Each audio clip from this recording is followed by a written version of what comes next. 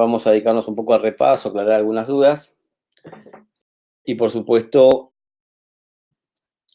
vamos a ir viendo lo que tiene que ver con el funcionamiento, mediciones, tanto para computadoras nafteras como diésel, ¿sí? Y hablando de naftera, gasolina, ver lo que tiene que ver con la inyección directa, ¿sí? E indirecta. La inyección directa, en el caso de los nafteros, es muy parecida a lo que es Common Rail en algunas circunstancias, ¿no? Así que bueno, vamos a ir mezclando. Hoy no vamos a hacer práctica, pero ya por ahí a partir de la clase que viene ya arrancamos. Si hay alguna consulta específica, me la formulan y la vamos contestando. Bueno, este repaso rápido vamos a ver, bueno, primero cómo trabaja el sistema rápidamente. Sí, es un curso de EQUS2, insisto con inyección yo, de EQUS2, donde ya tenemos que tener los conceptos claros, ya estuvimos trabajando, pero para hacerlo ordenado, nivelar, y a partir de ahí arrancar todos con el mismo nivel, como para no ir atrasándonos en otras clases. Nosotros sabemos que la unidad de control de motor tiene que recibir un grupo de señales provenientes de sensores, señales de entrada, para manejar un grupo de actuadores, ¿sí? Para ello, esta unidad de control necesita estar alimentada, ¿sí? Con 12 voltios y que tenga las masas correspondientes, que a veces es un solo terminal, a veces son muchos más, 5 o 6, y a veces es el mismo cuerpo, como pasa con las Multicache 64. La computadora es la encargada de alimentar a los sensores que reciben alimentación de 5 voltios son el MAP, el TPS para los sistemas viejos, y para los más nuevos, en vez de haber un TPS, un sensor de posición de mariposa, tenemos el pedal del acelerador y tenemos el cuerpo de mariposa con 2 potenciómetros. Además, vamos a encontrar que tenemos 5 voltios en sensores adicionales, como por ejemplo el que mide la presión del gas refrigerante del aire acondicionado, ¿sí? ¿Por qué empiezo aclarando estas cosas que por ahí ya son obvias? Porque, bueno, a veces fallas en los circuitos electrónicos del vehículo, como por ejemplo un cortocircuito de 5 voltios del sensor de presión del aire acondicionado con respecto a masa dentro del sensor de la instalación, puede provocar en el vehículo un mal diagnóstico del sistema de inyección. Nosotros lo que hacemos normalmente, por ejemplo, si un cliente viene y nos dice que el auto no arranca y ya hicieron el diagnóstico en otro taller y dijeron que era la unidad de control de motor, porque tiene todas las masas, tiene todas las alimentaciones, tiene los cables de conexión al escáner correctos, pero el escáner no es correcto ni ejecuta ninguna función. Entonces, con esa lógica, uno determina que el problema estaría en la computadora. Fácil, masas, alimentaciones y conexión de escáner, debería conectarse el escáner, ¿sí? Estando, por supuesto, la instalación de esa parte bien. Pero hay que agregar para algunas computadoras que es necesario probar todas las salidas de 5 voltios. Aparte, para determinar si el problema es o no es la EQ. ¿Sí? No sé si ya lo comenté en la clase de presentación, pero me ha pasado en varias oportunidades tener justamente esta circunstancia en la cual yo tengo masas, alimentaciones bien, los cables de conexión bien, pero no hace absolutamente nada. El primer caso que me sucedió fue en el caso, ya es un auto viejo, después vamos a ir viendo que para más nuevos pasa exactamente lo mismo, pero en el Focus TDDI, ese vehículo trae una bomba BP30, rotativa Bosch, en la cual, bueno, la bomba tiene un módulo electrónico en la parte superior, con tecnología híbrida en lo que es la parte de diseño de la placa sobre esta plaqueta electrónica de la bomba. Se comunica por red CAN con la computadora de inyección y se encarga de ser el amplificador de señal o la parte de potencia de lo que sería el manejo de una electroválvula de dosificación de gasoil y una electroválvula de avance al comienzo de inyección.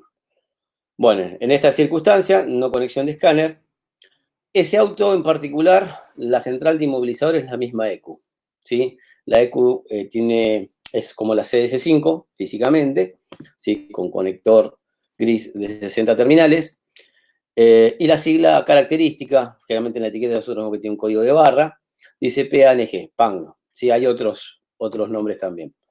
Bueno, en esa en particular me pasaba lo siguiente, o sea, como la parte de inmovilizador está incorporada a la computadora de inyección, ¿sí? Si bien con escáner vos vas a tener que hacer el aprendizaje de llaves y cambias la computadora, que puedes agregar una llave, y también vas a tener que emparejar con el módulo de la bomba, ¿sí? Que con escáner original o el IDS BCM, BCM2, la función, si yo reemplazo por una computadora,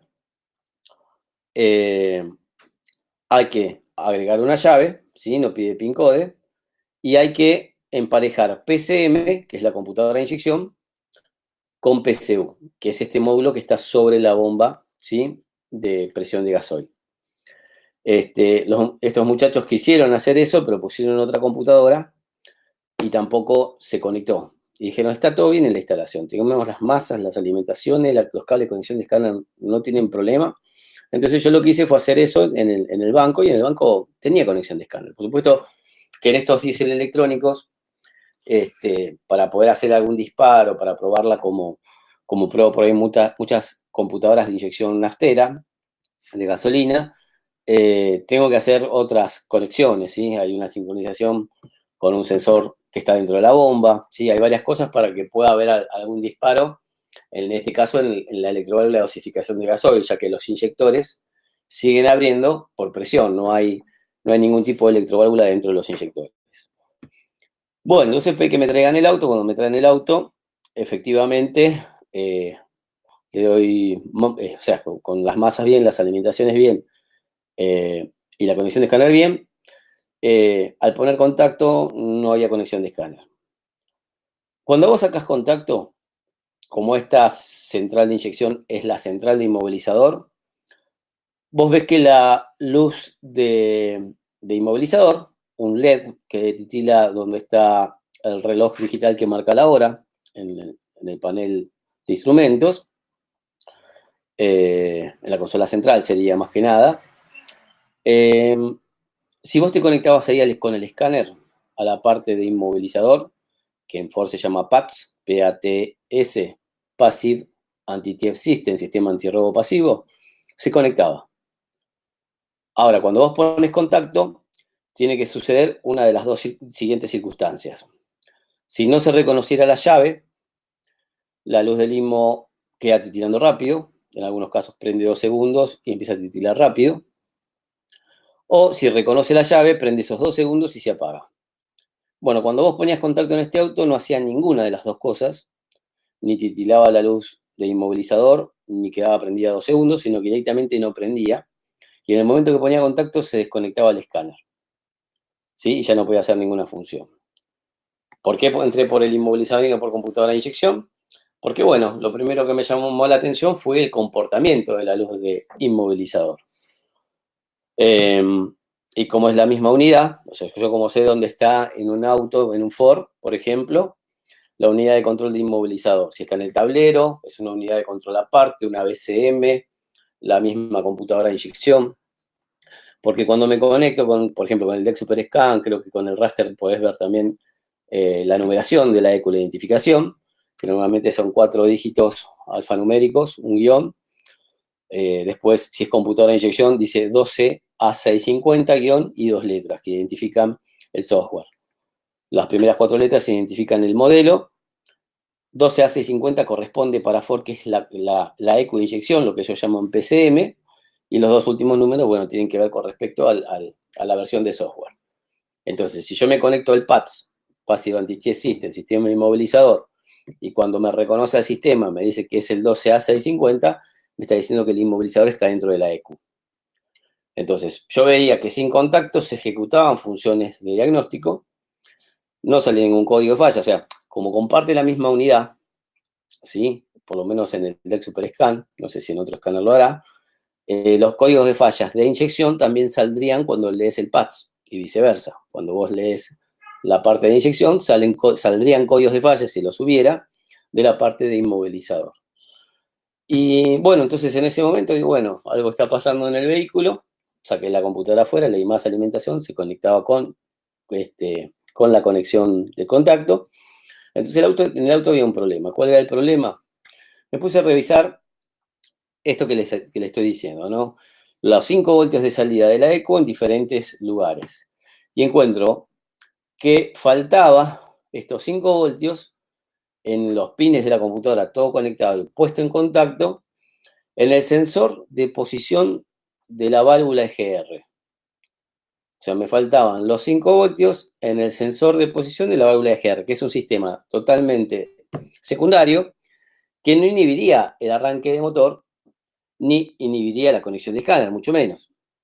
Pero lo que estaba poniendo en corto los 5 voltios de salida de la EQ era justamente que cuando voy a la electroválvula, ¿sí? En realidad es una válvula neumática.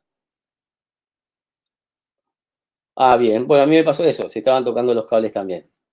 Se ve que es una falla repetitiva, Pablo. Vos me estás diciendo que te pasó lo mismo en el Focus, o sea, estamos hablando del mismo auto, y se estaban tocando los cables. Acá pasó exactamente lo mismo. Lo que había pasado es que se había roto la ficha eléctrica de los 3 terminales del potenciómetro, donde vos tenés 5 voltios masa y señal, y se tocó el de 5 voltios con el de masa. Entonces, directamente, aparte como están inmovilizados, no giran el motor de arranque en los Ford. Entonces no se podía hacer nada, estaba como inmovilizado. Después me pasó con un Focus, el más nuevo, el TDD6, que ya es como un rail, con otro sensor que ahora lo paso a explicar. O sea, ¿por qué toda esta explicación? Pues bueno, ya sabiendo cómo funciona un sistema, tenemos que tener en cuenta cosas adicionales como esta en particular, ¿no? El mismo síntoma, exacto. Entonces, acá yo vi que se estaba tocando el cable de 5 voltios con el de masa, que en el conector va uno al lado de la otro, pues estaba rota la ficha, y los terminales se tocaron. Y cuando yo los separo los cables, ya al poner contacto veo que las luces de IMMO se comportan normalmente, le doy arranque, el auto arranca, conecto el escáner sin códigos de falla y todo el problema había sido ese cortocircuito. Entonces la parte lógica de eso, ya la estamos deduciendo, se refiere a que si se planchan los 5 voltios, dependiendo del diseño de la computadora, o sea, de la arquitectura electrónica interna, del regulador de voltaje de 5 voltios, si esos 5 voltios que iban en este caso, al potenciómetro de la válvula GR, se comparten internamente con circuitos elementales, ¿sí? Plancha la parte lógica interna, correcto, ¿sí, Pablo?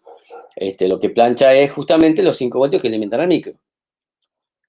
En ese caso en particular, bueno, la computadora no tenía problemas. Fíjate que había un cortocircuito en la instalación y sin embargo la computadora no sufrió ningún daño. ¿Por qué no sufrió ningún daño? Porque hay limitación de corriente en las salidas de 5 voltios, ¿sí? Hacia los diferentes puntos, ¿sí? Al plancharse en este sensor, se planchaba en el micro y por supuesto se quedaba sin ninguna función. ¿Por qué sin contacto no pasaba esto? Porque el mismo regulador de voltaje corta los 5 voltios hacia los sensores, pero los deja habilitado para el microprocesador, porque el microprocesador tiene que ejecutar mínimamente el destello lento de la luz de inmovilizador cuando no está puesto el contacto. O sea, el micro está alimentado. Estas computadoras CS5 o las similares estas que son de diésel llevan toda esa alimentación permanente. Bueno, después con un Focus más nuevo me pasó algo similar. Con varios autos sucedió. Sobre todo en Chevrolet, Ford y Renault. En el caso del Ford TDD6, que es el Common Rail, me pasaba lo mismo. No es con un arranque con llave, sino es arranque por botón y mando a distancia. Y cuando, o sea, pasaba lo mismo. La luz de IMMO no, o sea, se comportaba normalmente sin contacto. Como ponía contacto, no había ninguna función. Si no me equivoco, no me acuerdo ahora muy bien. El modelo de la ECU, creo que es Delphi. Sí, Delphi es. Delphi con conector grande de 140 y pico terminales. Me pasó también un poco con otro Focus Naftero de los nuevos también. Y acá pasaba lo mismo, y el problema en este caso estaba en el sensor de presión del aire acondicionado interno, ¿sí? O sea, hay cortocircuito entre los 5 volts de salidas de la computadora hacia la entrada del sensor de presión del aire acondicionado y la masa, internamente estaban en corto y eso hacía que no ejecute ninguna función. Acuérdense que en estos autos ni siquiera gira el motor de arranque, ¿sí? O sea, el sistema inmovilizador está esperando, en el caso de un sistema con llave, el reconocimiento de la llave, si la llave es correcta va a reconocer a la ECU y si la ECU no se conectaría, si el inmovilizador fuera externo, no le manda la señal de desbloqueo. Si no le llega a una unidad de control una señal de desbloqueo, en el caso de los Ford no habilita el motor de arranque. Si la ECU no tiene la parte lógica funcionando por este cortocircuito externo a la unidad de control, no puede ejecutar ni siquiera la función de darle más al relay de arranque. Y si le dabas directamente al motor de arranque, tampoco iba a arrancar. Perfecto. Y con un Clio con motor 1.2, el que viene con la ECU SIM32, pasó algo parecido, pero fíjate lo que sucedió en este. Con 232 tuve unas experiencias medias raras. Fíjate que estamos hablando de diagnóstico sobre vehículo más que sobre banco de pruebas, ¿no? Siempre digo que a veces para encontrar ciertas fallas, porque ustedes te mandan la ECU, la probás, lo que puedes probar en banco está todo bien, la mandás al auto, el auto no anda, no arranca, ¿sí? O no anda perfectamente, te la vuelven a mandar y estamos con muchos problemas en idas y venidas de una unidad de control y al final el problema es por ahí, para lo que es el diagnóstico normal, se sale del diagnóstico normal y puede resultar difícil de encontrarla. Con la 132 pasó que el auto arrancaba pero no aceleraba y regulaba desparejo. Y también pasó algo parecido. En realidad, en este caso, no me cortaba los 5 voltios de la parte lógica. El problema estaba internamente en el sensor de presión del aire acondicionado, planchando nuevamente los 5 voltios con la masa. Pero también me planchaba, yo no recuerdo actualmente, el pedal del acelerador, los 5 voltios. Creo que los 5 voltios del pedal del acelerador, o del cuerpo mariposa, pero estoy casi seguro que era el pedal del acelerador. Porque quise hacer una prueba que no funcionó. Cuando me lo traen, me dicen, mira, el problema está en que no hay, me sale que es el pedal. Nosotros cambiamos el pedal, fíjate que siempre sucede lo mismo. Lo que hay que tratar de hacer en cualquier diagnóstico es no cometer el error de cambiar componentes porque sale como código de falla, sino que hay que hacer una serie de comprobaciones, que lo ideal para un pedal de acelerador era hacerlo con un osciloscopio de 2 canales, ¿no? Donde yo sé que la manera correcta de probar el pedal del acelerador es mirar la señal de los 2 potenciómetros a donde tienen que llegar, que son los pines de la ECU. Hay un truco para verlo bien, que sería como lo normal para la mayoría de los sistemas que vienen con mariposa electrónica o acelerador electrónico. Vos tenés que la relación que toma la computadora para saber que las pistas dan una señal coherente o sea, esto lo diseñó un ingeniero, ¿no? Alguien que desarrolló el software. O sea, la condición para saber que las pistas están bien es que la señal de una pista sea el doble de la otra.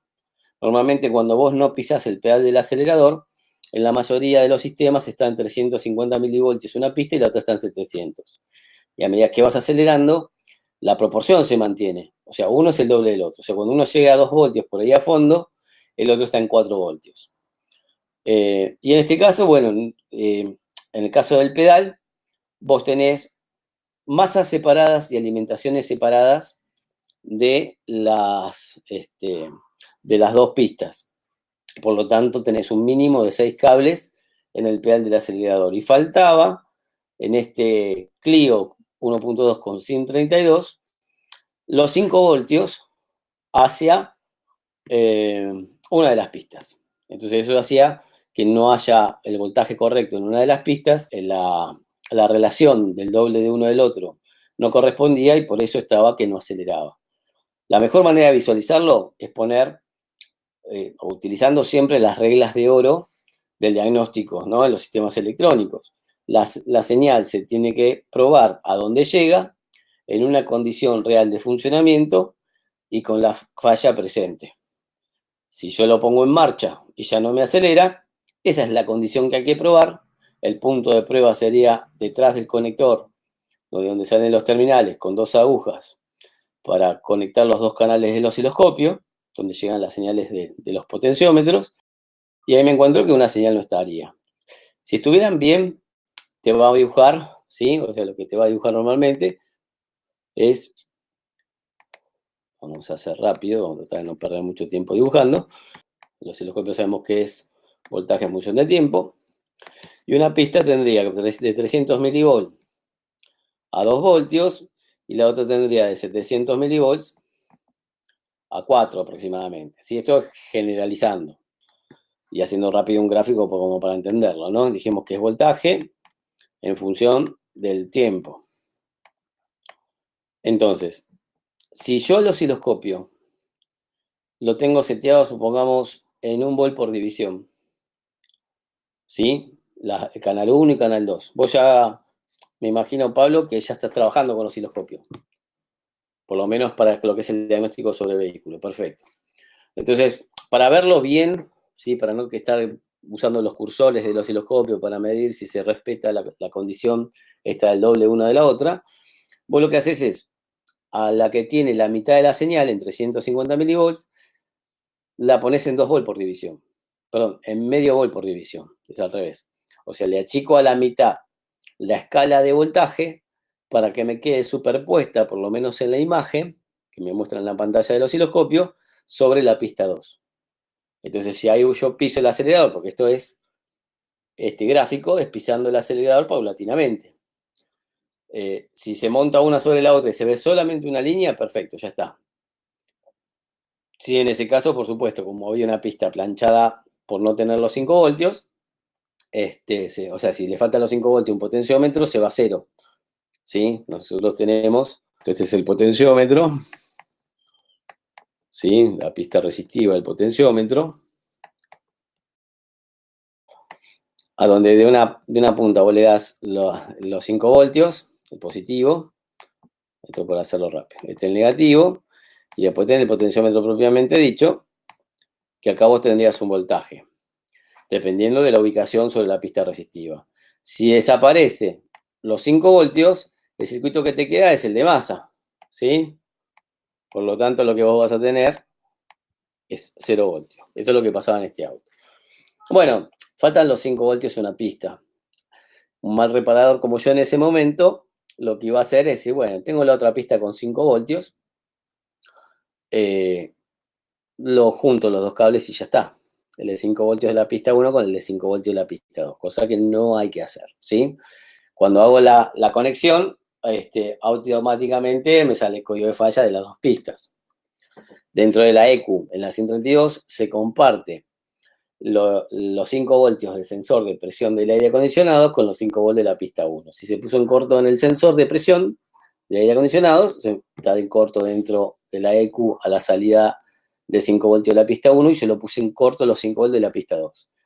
Entonces dije, bueno, ahí cuando hago eso y veo que no funciona, digo, bueno, por ahí hay algo en corto dentro de la EQ, o sea, el mal diagnóstico de pensar rápido, querer resolver rápido, y es donde no hay que cometer los errores, ¿no?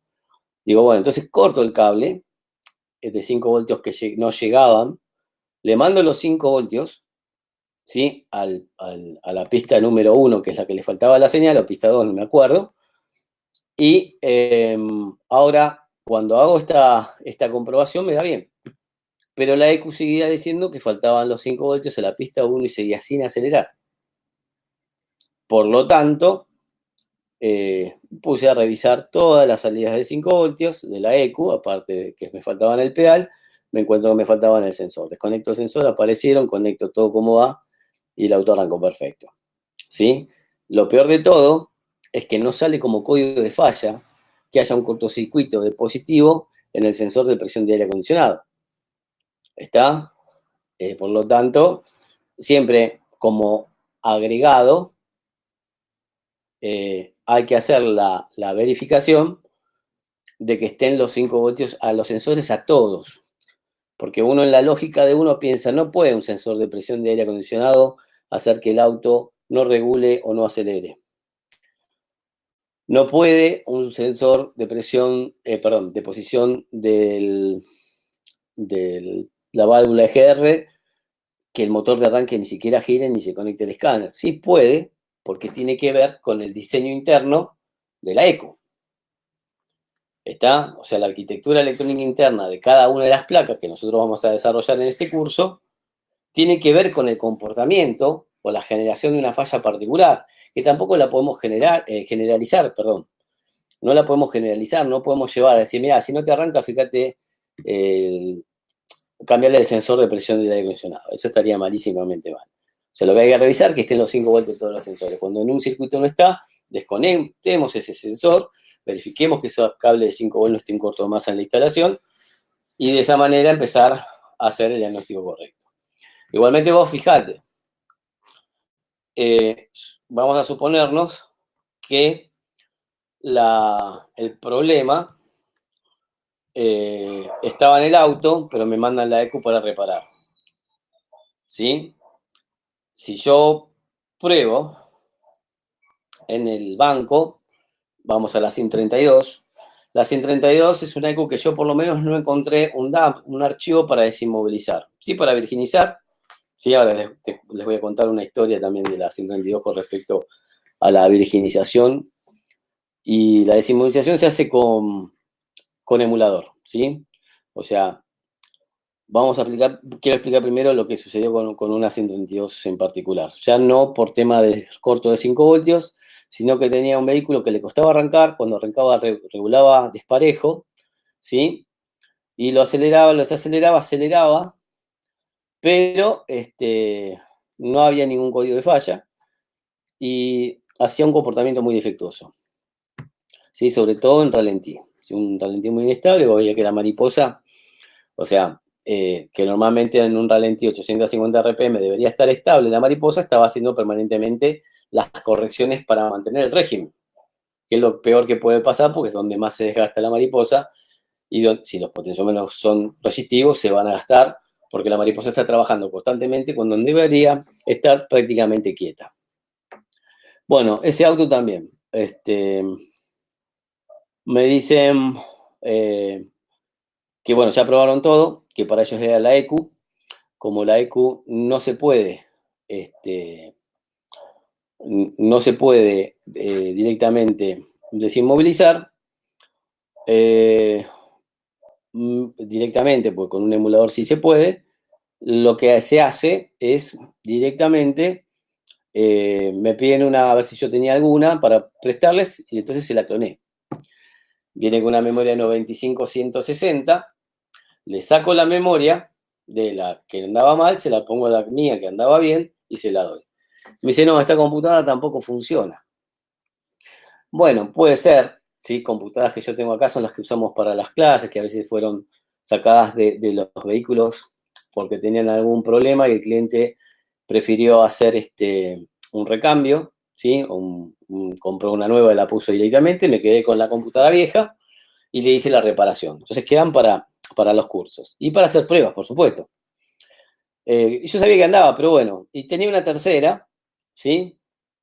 Que había comprado en CESBI, y digo, bueno, no puede ser que tenga, con una tercera no creo que tenga el mismo problema. En una época CESBI vendía computadoras, ya no, creo que no lo hace, de vuelta, por segunda vez, que es el desarmadero oficial, ¿no? Por lo tanto, con la tercera máquina vuelvo a hacer lo mismo, le paso la memoria, ¿sí?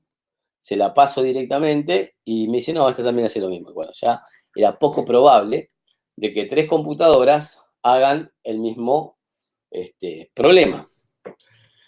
Entonces digo, bueno, la manera de desinmovilizar esa máquina para probarla en el banco sería probar primero, sacar la memoria, ¿sí? La 95-160, cargarle un archivo, ¿sí? Estamos hablando cómo se hace la desinmovilización de la SIM 32, con un emulador. Emulador que podemos comprar de los chinos, que son una pequeña plaquetita con 3 cables.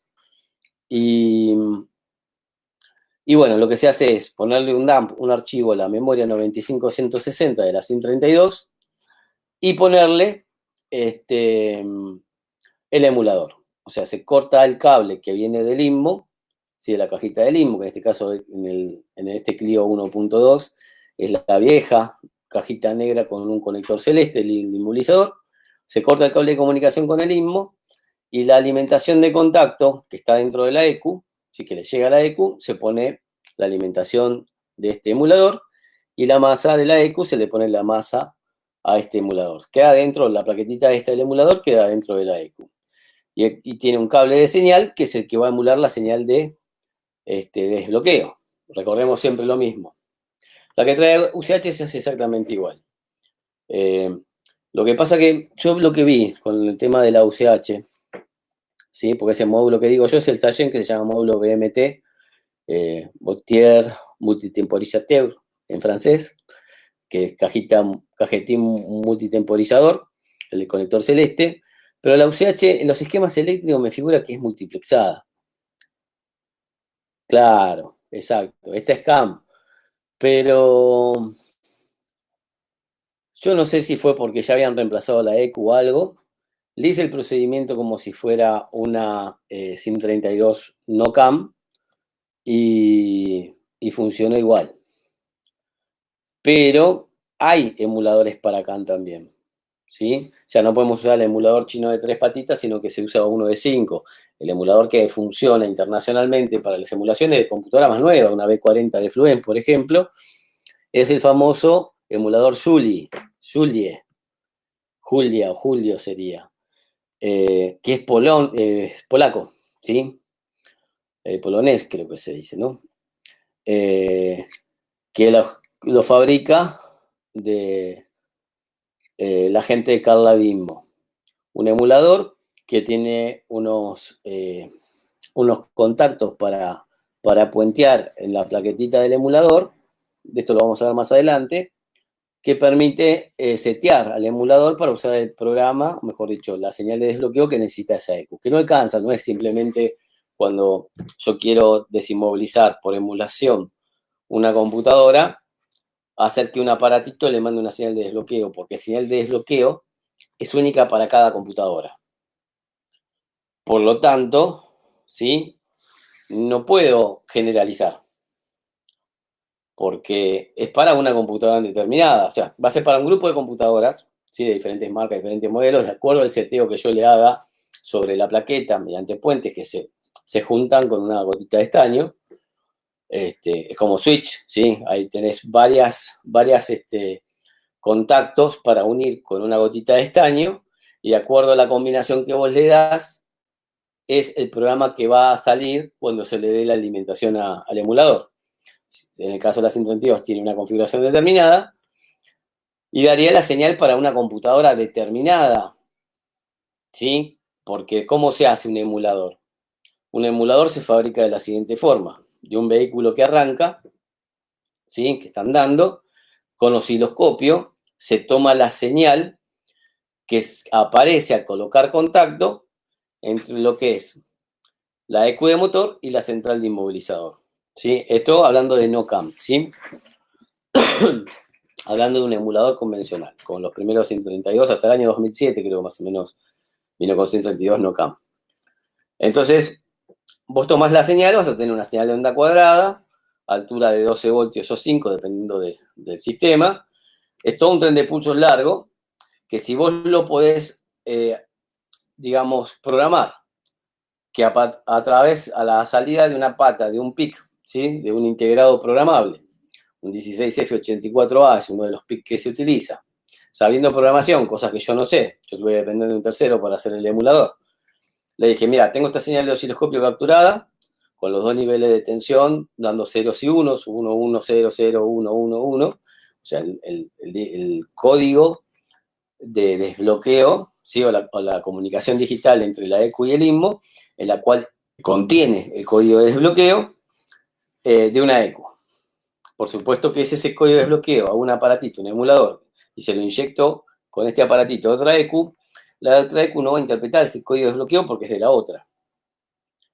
Pero yo tendría que pasar el elemento, el dispositivo que contiene el código de la EQ que le robé la señal con el osciloscopio para pasársela a esta otra, que en el caso de la 132 está en la memoria 95-160. Por lo tanto, cuando pongo un emulador, hay que hacer dos cosas. Por un lado, tengo que tomar la señal con osciloscopio de un auto donde la señal que le llega a la EQ permite el desbloqueo de la EQ. O sea, que esté todo en condiciones del sistema inmovilizador. Y segundo, sacar de la EQ el dispositivo, ¿sí?, donde se guarda la señal, digamos, el código de emparejamiento con el ISMO, que en este caso está en la 95-160. Entonces le paso la información de la memoria y con eso, y un aparatito hecho con un PIC, ¿sí?, un integrado programable, de la cual a través de una patita se haga el código, la misma señal, en el mismo tiempo, o sea, se respeta todo, desde el momento que pusiste el contacto, a partir de cuando empezó la comunicación, con qué altura, cuánto dura cada bit, ¿sí?, cada pulso, y con la arquitectura de ceros y unos, o el orden de ceros y unos correspondiente a la señal de desbloqueo. Entonces está emulado el auto, ¿sí? De esa forma, ya el auto, mejor dicho, ya la computadora arranca con esa señal de desbloqueo y no hace falta recibir la señal de desbloqueo del inmovilizador. Bien, en ese momento que me pasó esto de la 132, que no aceleraba, o aceleraba mal y regulaba muy desparejo, habíamos cambiado a 3 máquinas, a las 3 máquinas, o sea, la original no andaba. Le pongo otra, no tenía emulador en ese momento, así que la cloné. Le pasé la serial, la 95-160. Me dice, no anda. Buscamos otra, pongo la tercera máquina, le paso la serial y me hace exactamente lo mismo. Entonces yo dije, no puede ser que las 3 máquinas tengan el mismo problema, ¿sí? No puede ser que las 3 EQs tengan el mismo inconveniente. O hay algo en el auto, ellos ya habían cambiado mariposa, acelerador, pedal, ¿qué es lo peor para hacer, no? Pero bueno, estas fallas te vuelven loco, de tal forma que uno empieza a cambiar, aumenta el costo de reparación y por ahí no llega a la solución del problema. Entonces dije, bueno, a ver, y digo, si este problema está en la memoria, ¿qué más guarda aparte de los datos de emparejamiento del ISMO esa memoria? Bueno, puede guardar los aprendizajes, el aprendizaje de los topes de mariposa, la posición de la mariposa en condición de ralentí, el desgaste de la sonda lambda, el avance al salto de chispa a través del sensor de detonación, o sea, todos los aprendizajes que tiene una EQ de esa generación. Y digo, bueno, lo podría borrar con escáner y probar. Bueno, lo borraba y no cambiaba nada el auto. Digo, por ahí el escáner no, lo hice con varios escáneres en ese momento. No me acuerdo si lo hice con el DEC, el raster creo que no lo tiene, la clip no la tenía en condiciones, pero probamos con 2 o 3 escáneres. Entonces, ¿qué pasó? Digo, qué pasa si yo pongo una memoria 95-160 vacía? O sea, que todos los casilleros de memoria, cuando digo que está vacía, Pablo, ¿a qué valor me refiero en cada casillero? Perfecto, ¿sí? Dentro de poco vas a dar vos los cursos, Pablo. Sí, obvio. Entonces, en la 132 puse una memoria FF, todo en FF. Digo, a ver qué pasa, a ver si se adapta, porque en Renault se adaptan solas, ¿sí? La mayoría de las compus se adaptan solas. Se adaptar solas es, digo, pongo una computadora a 0 kilómetros, la pongo en contacto, la central de ISMO reconoce la llave es correcta, va a reconocer la EQ no tiene un código, le mando un código y la empareja. Así que justamente la 132, el código de emparejamiento quedó grabado en la 95-160. ¿Qué pasa si borro todo? Pongo todo en FF. Hice eso, con la computadora original del auto, ¿sí? Que no andaba, fue la primera. La memoria 95-160, todo en FF, puse contacto, la luz de ISMO se apagó. Le di arranque, arrancó, regulaba parejo, aceleraba perfecto. O sea, aprendí 2 cosas, ¿sí? Que por ahí ustedes ya lo saben, pero yo les puedo contar o enseñar a partir de mi experiencia. Y si no lo saben, mucho mejor, porque se aprende en este momento. Quiere decir que con eso de ponerla en FF, en el caso de la 132, la estás virginizando. Y si el sistema inmovilizador funciona, lo estás permitiendo el emparejamiento. O sea, la llevas al estado de fábrica. O sea, que en fábrica, por ahí vienen algunos datos, llegaron a 132, compré 0 kilómetros. La tengo que abrir, esas vienen con la chapa doblada, pegada con el con el nódulo negro que utiliza Bosch, que generalmente cuando la desarmo, si no tengo mucho cuidado, se deforma toda la tapa. Una computadora nueva generalmente es maquiavélico hacerle eso, ¿no? Si es 0KM. Pero muchas veces lo tuve que hacer para sacar el dato y que nos quede para poder el día de mañana poder virginizar otras máquinas, ¿sí? Cargarle los archivos o los datos de la computadora a 0 kilómetros. Y con eso arrancó. Por lo tanto, ya encontré algo. Y probé, cuando me vino otra, donde estaba inmovilizada y el cliente no quería comprar la central de inmovilizador, probé, que ese era el problema en ese, probé cargarle el archivo que estaba todo en FF con el emulador. Y vos sabés que con el emulador se emparejó también. O sea, si necesito con cualquier emulador, o sea, agarro otro Clio con 132, con osciloscopio le copio la señal de comunicación entre IMO y EQ, ¿sí? La famosa línea W se llama eso. Por norma creo que es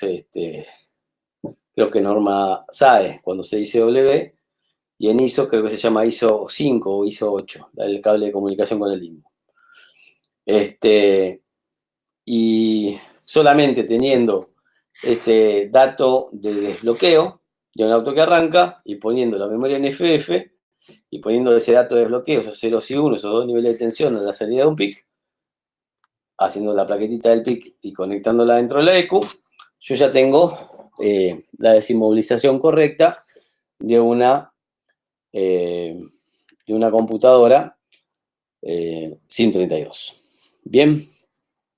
Bueno, así que bueno, más allá de lo que son las pruebas que por ahí ya conocemos, de las fallas comunes que puede tener una EQ, vamos teniendo referencia de otras posibles cosas que pueden suceder, ¿sí? Este curso nos tiene que permitir abrir un poco la cabeza e ir más allá de un razonamiento lógico acotado, o sea, decir, bueno, pueden pasar otras cosas, ¿sí? Si yo en el caso de la 132, que pusimos tres máquinas hicieron lo mismo, y ponía una nueva, ¿sí? Y como sé que se empareja solo, la pongo en contacto y ya se emparejó, le doy a arrancar y arrancó. Entonces quiere decir que las tres máquinas mías estaban mal. Fíjate hasta dónde te lleva la lógica en forma incorrecta, ¿no? Estaba mal la memoria. Imagínate si hubiera comprado la 0 kilómetros, no hubiera sabido que en Renault en ese sistema se empareja solo y la sigo clonando. Ya tenía 4. A ver, ¿cuál es la pregunta? O sea, que para un caso de ralentí inestable, por más reseteo que hagamos de mariposa y de aprendizaje, podría probar vigilizar a ver qué pasa. En la 122, hacelo. Ya no tengo duda, pues ya la he hecho varias veces y varias veces lo he mejorado. Pero eso no sé si es un error de software de la 132 o es un error del software del escáner que yo utilizaba. Que viste que a veces los escáneres te dicen que tienen la función de reseteo, pero no la hacen, ¿sí? Yo me acuerdo hace mucho tiempo, muchísimos años, recién había salido el DEC Super Scam, estaba ayudando como instituto con Román Di Lulio, ¿sí? el diseñador del DEC Super Scam. Cada vez que yo tenía un problema con un vehículo, con el escáner, que no podía hacer alguna función, o veía que algún dato estaba mal, se lo reportaba por teléfono y él me decía, venite con el auto, que vamos a hacer que voy a hacer, a ver qué está pasando. Y él hacía lo siguiente, ¿sí? Hoy ya puedo contar, después de 20 años, los secretos de Dex Super Scam. Él hacía lo siguiente, Román. Llevaba el auto, caso puntual, algo muy viejo. Imagínate que si es viejo, ya nos manejábamos así, con las computadoras actuales, pues que tienen un software mucho más desarrollado, mucho más adaptativo, ¿sí? Con respecto a circunstancias de funcionamiento, se puede seguir generando este tipo de inconvenientes, ¿sí? Donde se nos escapa la lógica de diagnóstico y por lo tanto la resolución del problema. Caso Zafir 2, ¿sí? Creo que era un Zafir 2, ya no recuerdo, pero casi seguro era un Twingo con Zafir 2, pues llevé varios autos. Bueno, pasaba eso, el auto andaba mal, la Zafir 2 viene con motor paso a paso, es algo viejo, pero yo no me acuerdo si era por un problema de que no podía borrar parámetros de adaptación de ralentí, ¿sí? De aprendizaje de motor paso a paso, o de la sonda lambda, no me acuerdo, ¿sí? Una de esas dos adaptaciones no la hacía. Si yo veía que no hacía, no me corregía. O cuando borras parámetros de adaptación, lo que debería suceder es que el pulso de inyección en la primera circunstancia se debería normalizar. Yo tenía, creo que era así, el pulso de inyección lo tenía muy elevado, la sonda lambda había estado dañada, cambio la sonda lambda y el pulso de inyección seguía elevado y la sonda lambda marcándome que estaba elevado. O sea, me marcaba 900 milivolts la sonda lambda nueva y la computadora no me bajaba el pulso de inyección. Y digo, bueno, esto es la adaptación, intenté borrar el parámetro de adaptación de corrección de cantidad de combustible por corrección de sonda lambda y no ejecutaba nada. Entonces se lo comenté a Román Di Lulio y me dijo, bueno, puedes venir con el auto, venite con el auto, que lo analizamos con el escáner original, te lo llevas solucionado, si el escáner original lo hace, yo puedo corregir el error del software de mi escáner y ya puedo en la próxima actualización ya mandar la corrección. Y vos te llevas un script, ¿sí? Un subprograma, para que ya lo puedas tener corregido desde ahora. O sea, cerraba todo, por eso es que colaboraba. Aprendía yo, mejoraba su escáner él y solucionábamos el problema del cliente, que es lo que hay que tratar siempre de buscar en las resoluciones, ¿no? En Brasil se usa mucho eso de que diferentes empresas colaboren entre sí para poder lograr una solución. Acá en Argentina es muy complicado todavía, pero lo vamos a lograr. Allá se llaman parceiros, ¿sí? Que se ayudan entre sí. Bueno, bueno, le llevo el auto, él conecta el escáner original, la clip, no, no me acuerdo si era la clip o la XR25, mira que estoy hablando, es muy viejo. Ya era la clip. Y vos sabés que lo que hizo es con un aparatito que hizo él, un data logger, tomaba los datos por los dos niveles de tensión que circulaban entre la conexión del escáner y la EQ de motor, que estamos diagnosticando, la Zafir 2, y en un momento, o sea, y él tenía un aparatito que estaba conectado a una PC. Y cuando él ponía la función, por ejemplo, conectar con la clip, con otra notebook, se veía como en una especie de bloque de notas la secuencia de bytes en hexadecimal de lo que iba pasando. Y entonces empezó a llenar de datos. Cuando llega, o sea, iniciar, elegir el vehículo, elegir el sistema, ok, ingresó. Código de falla y aparecía una rutina. Salir del código de falla se dibujaba en el bloc de notas. Entrar a flujo de valor, de flujo de datos, un montón de datos. Todo en hexadecimal, código hexadecimal. Lenguaje máquina, que serían ceros y unos traducidos, ¿no? Cuando entra a funciones especiales, sigue pasando bytes, ejecutar borrado parámetro de adaptación, perfecto. Y él, una vez que tuvo eso, y el escáner, la clip lo hizo, o el XR25 lo hizo, el XR25 no era tan visual como los escáneres de ahora, era por barras gráficas, iluminándose, pero no me acuerdo realmente, hace muchos años. Él logró que comparando la transmisión de datos del escáner original con el programa del DEC SuperScan de uno en ese momento, que había un byte donde se le había errado la posición de un bit. Por eso, cuando quería hacer el borrado de parámetro de adaptación, lo que terminaba haciendo el escáner, que estaba mal, digamos, mal programado, era borrar un sector de memoria donde estaba la adaptación, pero que no correspondía a ese sector de memoria, borraba otro, ¿sí? Por lo tanto, corrigió el software y solucionó el problema.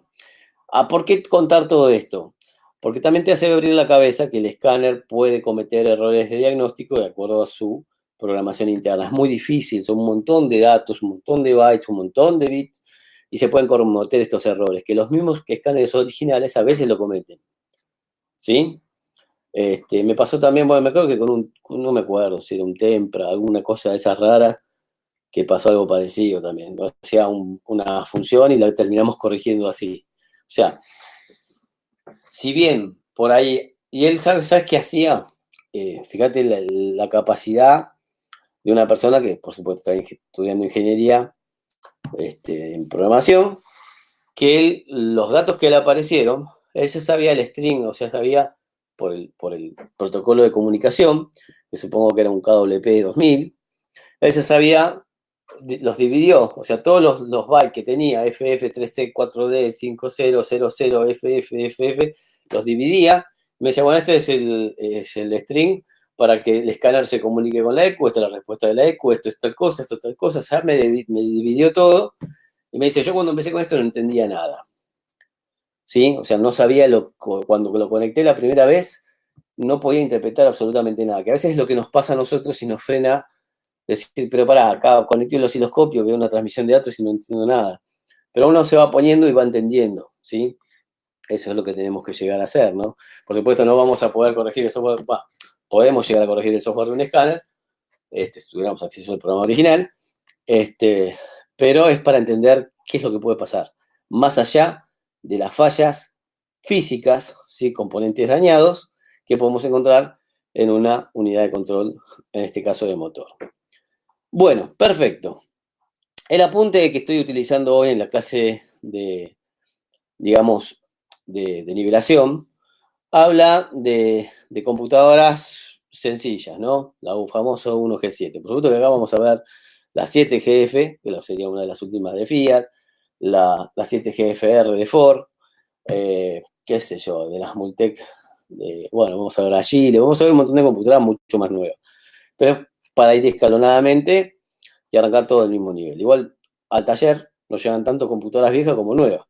La vez pasada me llegó una de Mitsubishi Expo para reparar. Modelo 91, 92, perdón, 92 o 93.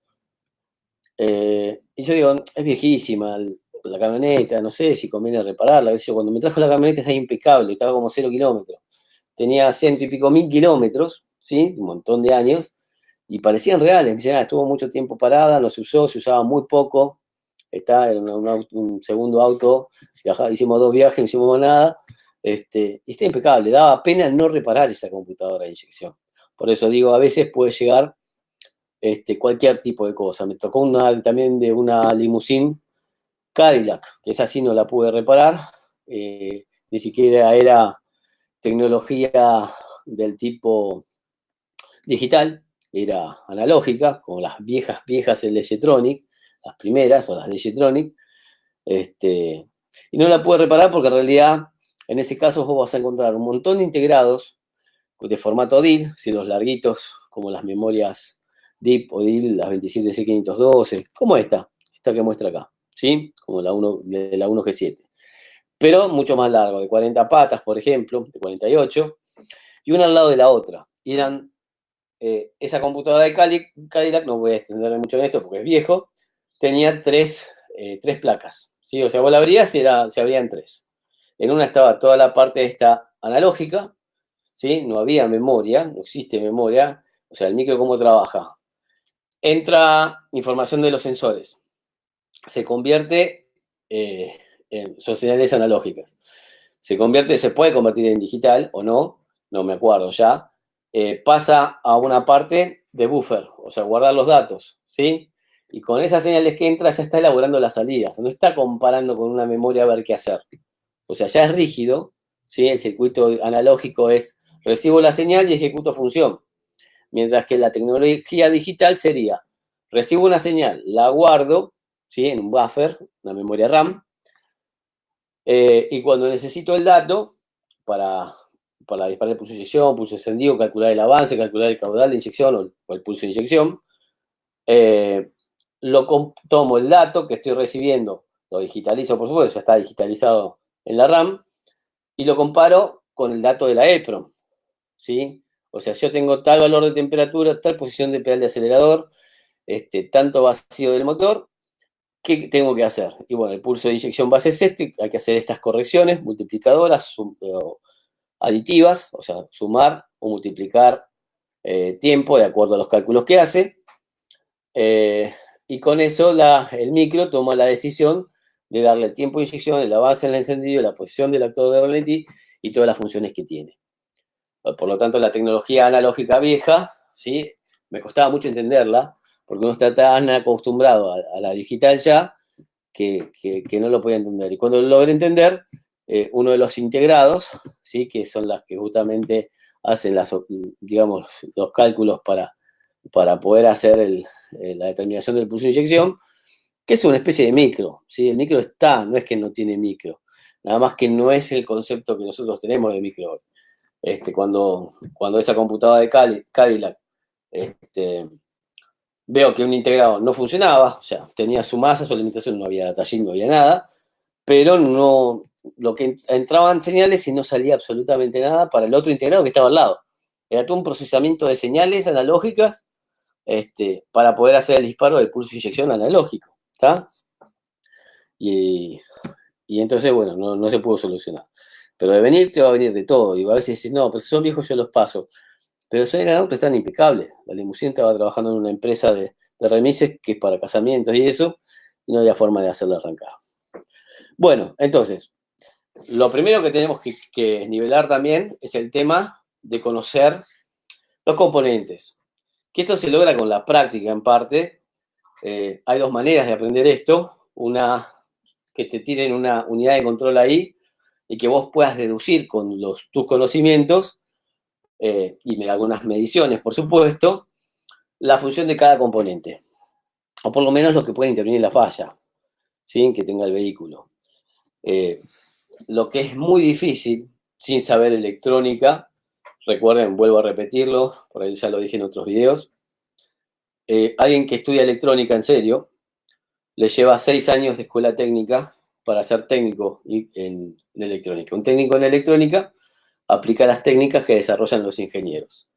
Si ese técnico electrónico quiere ser ingeniero, tiene que tomar otros 6 años más mínimo, ¿sí? Lo que llevaría la carrera mínimo, para poder ser ingeniero y ya poder desarrollar tecnología, desarrollar instrumental, desarrollar unidades de control, ¿sí? Y hacer ingeniería inversa. Porque a veces decís, bueno, tengo que descubrir, esta computadora, un OG7 que está en la pantalla, yo no la diseñé, la diseñó otro, tengo que ver cómo la diseñó para encontrarle la lógica de funcionamiento y tomar, en un caso de falla difícil de detectar, qué método voy a utilizar, ¿correcto? Pero acá uno que ya está canchero con el tiempo, que ya hizo un montón de estas, que todavía hay dando vueltas, ve que, por ejemplo, bueno, yo acá marqué diferentes componentes con nombres. Por ejemplo, a ver, el número 1, ¿qué es? ¿Qué sería? Vamos diciendo la lista. A ver, la memoria, una 27C512, formato DIL de 28 patas. Correcto. El 2, ¿te acordás? Hay una lógica para entender esto. Vamos a ir viéndolo. Generalmente cuando son así de 28 patas, en estas computadoras viejas, sabemos que es la memoria en este formato. ¿Sí? Computadoras de esa época tenías la 8P.10.20 Peugeot, tenían la 1AB.90 del 1.6 de válvula de FIA. El 2 es el paso a paso, correcto. Tiene, si no me equivoco, son 15 terminales, 2, 4, 6 y me parece que son 15 terminales. No hay un detalle directo, 3 y 4 son las bobinas de encendido. El 5 que está acá, se llega a ver. El diodo de protección, ¿sí? Por sobretensión. El 6 y 7, en este caso, es una multipunto. Un OG7 SS63, dice la foto. Serían inyectores. El 8, la tenés re clara. Vas a ser vos el profesor. El 8 es el regulador de voltaje y está cerca de un capacitor grande, ¿sí? Que es el 9. Y el 10 es el microprocesador, que en este caso es un MC68HC11F1N, el mismo micro que las del Corsa, y el 11 el cristal, ¿sí? Que no me acuerdo si es de 4 o 8, creo que es de 8 MHz. Este integradito que está acá también tiene una función. este que está acá, también tiene una función. Y los chiquitos también, hay un montón. Por ahí son adecuadores de señales, o sea, conversores analógicos digitales. Este que está acá es muy probablemente, yo no me acuerdo ahora, o sea, de memoria no me puedo acordar nunca, tengo que tener la placa y analizarla en el momento, porque es imposible acordarse de la arquitectura electrónica y la función que hace cada uno en particular. Este, por ejemplo, sí, como vas a encontrar la Datasheet, sea, no me acuerdo cuál es el nombre, pero porque es un repaso esto, después vamos a la computadora como corresponde. Este maneja los relays, por ejemplo, el relay principal, el relay de bomba, y maneja la luz de check, por ejemplo, ¿sí? Quiere decir que hay otras cosas, pero cuando vamos a reparar una computadora de estas, o de tecnología más nueva, nos vamos a encontrar que siempre pasa lo mismo. Che, no anda la salida de una bobina. Vamos, revisamos rápidamente el circuito, vemos que la señal le llega al driver de potencia, en este caso creo que es un IGBT, por lo tanto es el driver. Buscamos con el nombre que figura ahí, acá en Argentina hacemos Mercado Libre, veo que lo venden 3, 4 personas, lo llamo, me lo traen, lo pongo, listo, funciona. Ahí teóricamente terminaría nuestro trabajo de reparación, lo mismo si no hubiera el relay de bomba o el relay principal, lo mismo si no ejecutara ninguna función y encuentro que la información dentro de la memoria está corrupta, lo mismo si no hace ninguna función o pongo contacto y hace cosas locas, dispara los inyectores, la bobina, los relays, todo asincrónico, puede ser el cristal o la misma memoria o el mismo micro, ¿sí? Manda el motor paso a paso, que yo no me acuerdo haber cambiado mucho para motores paso a paso, sería este integrado. Si fuera que no tengo 5 voltios los sensores o no hace nada la computadora, es la fuente de 5 voltios. Y lo mismo para la salida de los inyectores. En este caso, como es multipunto, es de a grupos. Hay uno que maneja el inyector 1.4 y el otro el 2 y el 3. Esas son las fallas comunes en el 98% de los casos. ¿Sí? Que falle. Bueno, en el caso que haya habido una sobretensión, porque le dieron con un arrancador de batería, cargador arrancador, o se disparó el alternador, este diodo se pone en corto, entonces eso evitaba que la corriente o que el voltaje vaya al regulador de voltaje. O sea, entran los 12 voltios, hubo una sobretensión y en vez de mandar ese sobrevoltaje o sobretensión, que es lo mismo, al regulador de voltaje, lo estoy derivando a masa. Por lo tanto, en realidad el diodo está hecho para proteger al circuito sobre un pico de sobretensión. Pero si le estoy dando con arrancador y le doy ya el segundo de darle con un arrancador con un voltaje mayor al que puede tolerar este circuito, este diodo se pone en corto. Por suerte, porque si no se pusiera en corto, suponete que el diodo se cortara, se queda sin la protección y esa sobretensión va a parar al regulador de voltaje. Una de las cosas que puede suceder es que si el regulador de voltaje está preparado para trabajar por ahí, si es de 5 voltios de salida, como son casi todos los de las computadoras de inyección, el regulador de voltaje, si le llegan 6 voltios, 7 voltios, 8 voltios, 10, 12, 15, 16, salen siempre 5. Pero por ahí entran 18, 19, 20, 24 y sale el voltaje que entró. Y si del regulador de voltaje sale el voltaje que entró, ese sobrevoltaje, que ya no es una tensión regulada y filtrada a 5 voltios, si no tenemos por ahí los 24 voltios que entraron, van al micro, a la memoria, ¿sí? Y a los otros componentes que tienen esa alimentación. Por lo tanto, se quema toda. Vos fíjate que lo peor que se puede hacer es decir, bueno, a ver, meter en una computadora, no ejecuta ninguna función. En el banco le doy su masa, le doy su alimentación, ¿sí? Y ya la primera prueba es medir el amperaje. Dándole masa de alimentación a la computadora, sabemos que no tiene que haber más de 100, 200, 250 mA, que es un montón, para estas computadoras sencillas. ¿Sí? Y me encuentro que tengo un amper y pico. Listo. Hay algo en corto. Si ya la conozco, yo voy directamente a ese componente, lo toco, uso un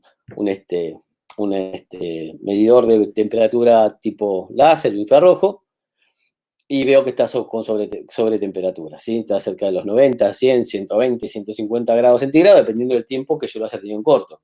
Recuerden que la prueba es coloco la eco en el banco, le doy más alimentación, que es la prueba en banco de trabajo, ni siquiera banco de prueba de computadoras.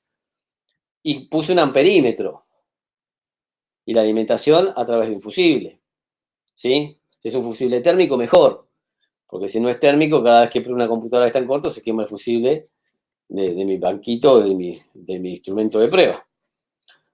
Y analizo eso. Si yo veo que el amperaje se me va muy alto, listo, yo lo corto. Lo utilicé una fuente de laboratorio regulada y estabilizada con protección. La ventaja es esa, si encuentra algún corto, la fuente corta rápidamente. Si yo uso en el banco de prueba, vos, Pablo, tenés fuente regulada y protegida, bueno, entonces no hay problema. Pero para la gente que no lo utilice, tenemos que tener ese cuidado. La ventaja de tener una fuente regulada y protegida por cortocircuitos, por ejemplo, es que salvo a la placa si estuviera en corto.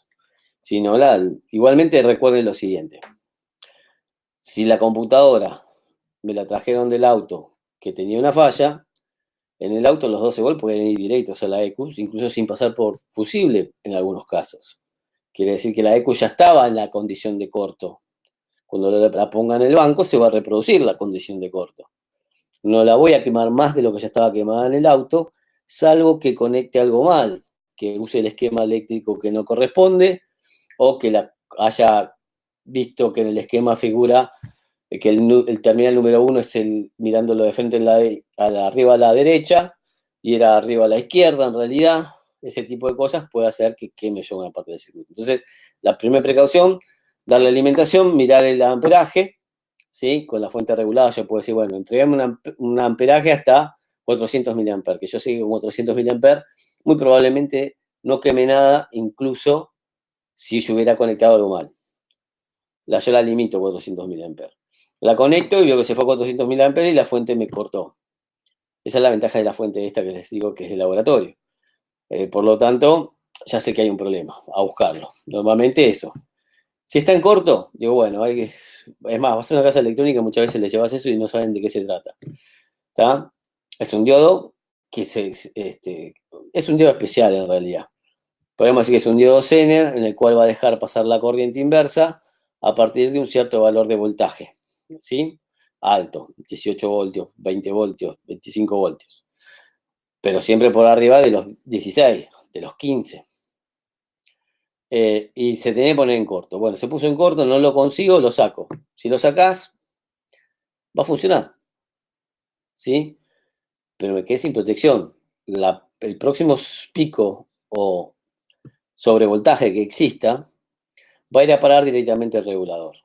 Dependiendo del diseño del regulador, yo puedo tener una condición de que pase ese sobrevoltaje al resto de los componentes, insalvable, o se lo haya absorbido el circuito de protección del regulador de voltaje por sobretensión, que también lo podría tener, y él deja de funcionar las salidas de 5 voltios, ¿sí?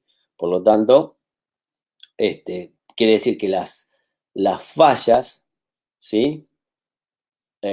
Son, o sea, pueden manifestarse de diferentes formas a medida que yo voy siguiendo un plan de diagnóstico. A mi criterio, este sería el mejor, ¿no? O sea, conectar 12 volts y más a lo único. Uno está acostumbrado en el banco a decir, conecto todos los cables, todos, ¿sí? Cuando no tengo la ficha, es más, si tengo la ficha ya están todos conectados. Me puedo encontrar a ver qué es lo que está generando un sobreconsumo. Cuando tenés la ficha es difícil porque está todo conectado. Y yo no sé qué circuito está provocando un sobreconsumo. Porque puede ser también en las salidas, los 5 volts que irían en un sensor dentro de la ECU están en corto porque ahí había un capacitor, una resistencia, un diodo en el circuito que está funcionando mal. Está en corto, sí, por ejemplo, y provoca esa sobrecorriente. Pero en realidad es puntual. O sea, conecto las más alimentaciones, conecto, tengo un ampere. Bueno, hay un sobreamperaje. Si tengo la fuente, lo limito a 300 mA para poder hacer pruebas, ¿sí? Que haya en el circuito una corriente la cual yo buscando, desconectando cosas o comprobando componentes o temperatura de componentes, vos sabés que una de las, claro, vos sabés que una de las cosas que se está utilizando hace un tiempo atrás en el diagnóstico de placas electrónicas, no aplicado únicamente a computadoras de inyección, es la tecnología infrarroja. O sea, detectar con infrarrojo la temperatura de los componentes. Hay un material que se puede poner en una especie de lupa. Sí, esto es nuevo, recién lo acaban de descubrir hace 2 o 3 años, ¿sí? Que se puede, ya sin ningún tipo de electrónica, ¿sí? Directamente en forma pasiva, sobre una lupa, eh, te, te muestra los rangos de temperatura por color, como lo hace un espectrómetro de temperatura que se usa de los que hay en digital. Pero analizar la temperatura de los componentes es algo fundamental, porque sale al toque. Imagínate que yo pueda poner una lupa sobre esto, con ese material, ¿sí? Que te permite ver a través de esa lupa, con esa pequeña lámina, sí que es casi transparente, coloraciones diferentes por la incidencia de temperatura. Entonces enseguida yo ya sé que está en corto. Si está en corto, consumiendo mucho, genera temperatura. Entonces yo de repente veo la fuente de 5 voltios y veo, qué sé yo, la memoria. ¿Cuál va a ser el problema? ¿La fuente de 5 o la memoria? La memoria, seguramente. Porque la fuente toma los 12 voltios, los transforma en 5 y quiere alimentar a la memoria. La memoria, supongamos, o tiene un daño interno o la conectaron al revés, que muchas veces me pasó, de venir computadoras con la memoria invertida en su posición, y me encuentro que, que es un problema de la memoria. O sea, el regulador calienta por consecuencia del corto que produce la memoria. Lo mismo con los micros. Si yo encuentro que esto lo puedo hacer sin este material específico, no me acuerdo cómo se llama, estoy buscando a ver que aparezca algo que va a ser fundamental dentro de los próximos años para cortar los tiempos de diagnóstico, es algo muy nuevo. Pero yo puedo también el sensor infrarrojo de temperatura, no es un termómetro, pero bueno, es un sensor infrarrojo, o a veces con la mano. Toco el componente regular, está caliente, la memoria está caliente, vamos a la memoria. ¿Está? Cuando es el micro, tengo que buscar a ver si hay un tercer componente, porque vos fíjate que tenés el regulador caliente, que es el que le da la corriente, la sobrecorriente, en el micro que está consumiendo más corriente, que por ahí está consumiendo más corriente por algún componente externo, un diodo en corto, ¿sí? Algo está pasando. Está bien, el micro maneja muy baja amperaje, microamper. Pero puede, en algunos casos puntuales, dependiendo del diseño del micro, tener un sobrecalentamiento en el micro por alguna salida o entrada con una corriente que no corresponde en polaridad, o justamente en el valor de corriente, ¿sí? Por estar en ese circuito, por ahí lo normal es que circulen 50 miliamperes, y están circulando 200. Y para eso el micro no está preparado, ¿sí? Si vos a un micro lo pones en corto más a todas las patas dándole a la alimentación, al micro generalmente no le pasa nada, lo sumo se puede desprogramar una memoria interna, pero físicamente no le pasa nada. Pero si al micro le llegan 5 voltios por donde no le tienen que llegar, ¿sí? ¿Cómo puede llegarle 5 voltios al micro por una pata que no corresponde en un circuito que no fue diseñado para que le lleguen 5 voltios por otra pata? Sencillo. Cuando yo tengo que recibir la señal de un sensor, la tengo que recibir en forma digital, salvo que el micro tenga el conversor analógico digital incorporado. La señal de temperatura de agua debería convertirse en digital y llegar al micro, o convertirse en digital dentro del micro. Pero hay una resistencia en serie. Y yo sé que en el cable de señal de 5 voltios, perdón, en el cable de señal del sensor hay 5 voltios, que son un pull-up, levantar un voltaje para que el sensor, al ir bajando su resistencia con la temperatura, vaya cambiando ese valor de voltaje que es la señal. Bueno, pasa por una resistencia en serie, pero tengo que entregar los 5 volts por una resistencia que viene de los 5 volts en serie a la pista donde llega la señal para levantar el voltaje. Después lo vamos a explicar bien, ahora porque ya estamos terminando la charla. La resistencia que se ponga en corto es casi imposible. Una resistencia no se pone en corto, salvo que alguien la haya soldado mal, es un desmontaje superficial, y sin querer debajo de la resistencia tenemos unido con estaño. Me ha pasado. Un capacitor que se ponga en corto, puede ser que se ponga en corto, sí. Normalmente se cortan, sí, pero puede ponerse en corto. Es más, los capacitores chiquitos, los cerámicos, los cuadraditos que a veces tienen 1 milímetro por medio milímetro, pueden ponerse en corto. Y también por el mismo tema de sobresoldadura. ¿Un diodo puede ponerse en corto? Sí, por supuesto. El diodo sí, un transistor sí. Entonces puede haber un componente externo, ¿sí? Dentro, externo al micro me refiero. También puede ser interno en el micro. El micro puede, si vos le das más alimentación a un micro, ¿sí? Sin estar conectado al resto de las patas, y calienta, y le está dando masa y 5 voltios por donde corresponde, y calienta, sobrecalienta, o sea, te quema los dedos, o estás mirando el amperaje también, o sea que ese micro consume tanto por el datasheet, la hoja de datos, y sin embargo se fue al demonio. Listo, ese micro no sirve. O sea, hay un diodo, una resistencia, un capacitor o algo dentro del micro, un transistor, que está en corto. El micro es un conjunto de componentes, circuito integrado. Por lo tanto, ese micro no va a servir. Puedo identificar fallas en los componentes lógicos con análisis de temperatura, análisis de corriente, ¿sí? Y no dentro de mucho tiempo, a través de una visualización de temperatura, a través de este nuevo material que se descubrió, que es barato. Por eso digo que, al ser barato, descubriendo que ya de por sí las ondas de temperatura, mejor dicho, las ondas de temperatura que emanan de los materiales son transformadas en este material, ¿sí? Que se aplica sobre una especie de lente, que cambien las velocidades de las ondas de luz. ¿Sí? Cuando se cambia a lento, se pone azul, cuando se cambia rápido, se pone rojo, y después todo el espectro de colores que podemos llegar a tener. Que es lo que hacen los visores digitales de infrarrojo para analizar temperatura bueno, en la parte militar se usa para detectar gente en la oscuridad, ¿sí? Cosas que emanen temperatura.